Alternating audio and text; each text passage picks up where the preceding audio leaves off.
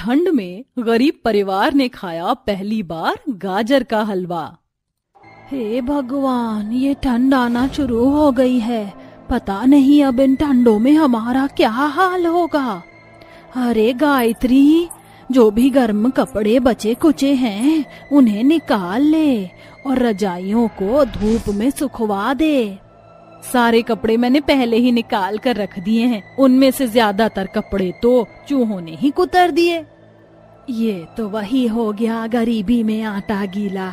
एक तो वैसे ही हमारे पास इतने पैसे नहीं हैं कि हम कपड़े या रजाई गद्दे बनवाएं, ऊपर से ये चूहा भी हमारी गरीबी में परेशानियों को बढ़ाते ही रहते हैं। कभी राशन का नुकसान करते हैं तो कभी कपड़ों का। कर ही क्या सकते हैं, ऐसे टूटे फूटे मकान में जहाँ छोटे छोटे गड्ढे होते हैं वहाँ चूहे ज्यादातर रहते हैं। अच्छा बहू, अभी तक बच्चे नहीं आए, कहाँ रह गए बच्चे? आ ही रहे होंगे माँ जी। बच्चों के आने से पहले मैं चूल्हे पर खिचड़ी चढ़ा देती हूँ। बेचारी गायत्री गरीबी में सभी के लिए खिचड़ी बना रही होती है, तो उधर उसके दोनों बच्चे सरकारी स्कूल से निकलकर अपने घर की तरफ आ रहे होते हैं। तभी रास्ते में एक रेस्टोरेंट पर उन्हें गाजर का हलवा नजर आता है। अरे वो क्या है जो लोग खा रहे हैं? मैं तो ये पहली बार देख रही हूँ, मुझे नहीं पता क्या है ये। कुछ ही दूरी पर चलते हुए कुछ अमीर बच्चे राजू और राधिका को हलवा खाते हुए दिखा रहे होते हैं। अरे अरे, क्या बात है, तुम दोनों कैसे चल रहे हो? ये देखो, हलवा खाओगे क्या?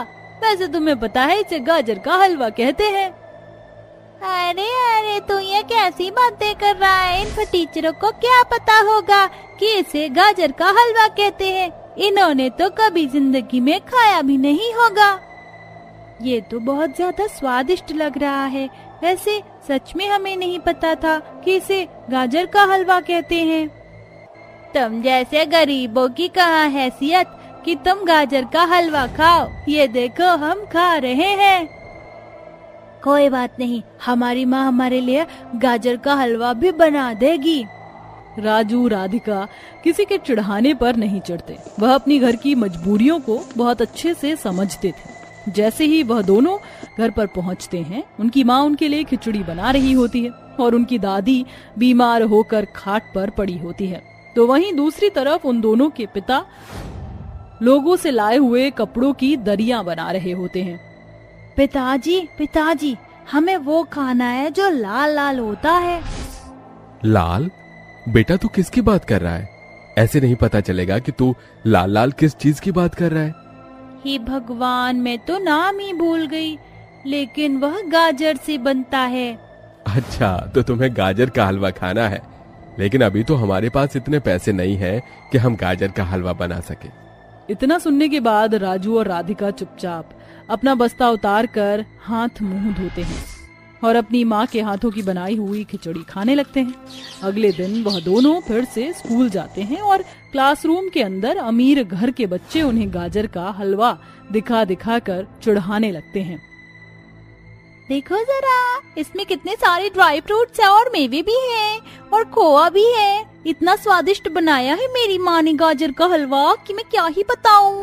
विक्की, तुम भी खाओ। ये लो सेजल, तुम भी खाओ।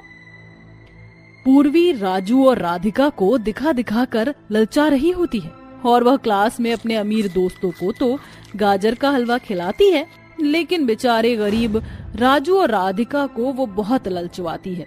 जैसे ही छुट्टी हो जाती है, राजू और राधिका दोनों रास्ते में घर की तरफ आ रहे होते, तभी उन्हें आते हुए एक रेहड़ी पर कई सारी गाजर दिखाई देती है। गाजर से ही तो गाजर का हलवा बनाया जाता है। हम इन भैया से थोड़ी सी गाजर मांग लेते हैं, हमारी माँ हमारे लिए गाजर का हलवा बना देगी। राजू के कहने पर राधिका उसके साथ रेड़ी वाले के पास जाती है, जिसके बाद वह रेड़ी वाले से गाजर का हलवा मांगते हैं। भैया, हमें थोड़ी सी गाजर दे दो, हमें अपनी माँ से गाजर का हलवा बनवाना है। अरे जाओ जाओ, पता नहीं कहाँ से मुंह उठाकर आ जाते हैं बिना पैसों के। कोई गाजर नहीं मिलती। तुम्हारे पास पैसे हैं तो लाओ, अभी दे देता हूँ तुम्हें गाजर। दुकान वाला ऐसा कहकर राजू और राधिका को भगा देता है, जिसके बाद वह दोनों बहुत ज्यादा उदास हो जाते हैं और अब वह दोनों ही अपने माता पिता के पास पहुंचकर गाजर का हलवा खाने के लिए जिद करने लगते हैं। माँ पिताजी, हमें नहीं पता, हमें गाजर का हलवा खाना है तो खाना है। बच्चों, क्यों अपने गरीब माता पिता को परेशान कर रहे हो? शांत क्यों नहीं हो जाते? कोई बात नहीं, माँ बच्चे हैं, जिद तो करेंगे ही। तभी राजू रोते हुए कहता है, आपने हमें पैदा ही क्यों किया? इससे अच्छा तो हमें पैदा ही ना करते तो ही अच्छा होता। कम से कम हमें गरीबी के चलते इतना खाने पीने की चीजों के लिए तड़पना तो नहीं पड़ता। यह सुनकर बेचारी गायत्री को बहुत बुरा लगता है। उसकी ममता उमड़ आती है। वहीं दूसरी तरफ दोनों बच्चे मायूस होकर घर के बाहर आंगन में बैठ जाते हैं। कैसे माँ बाप है हम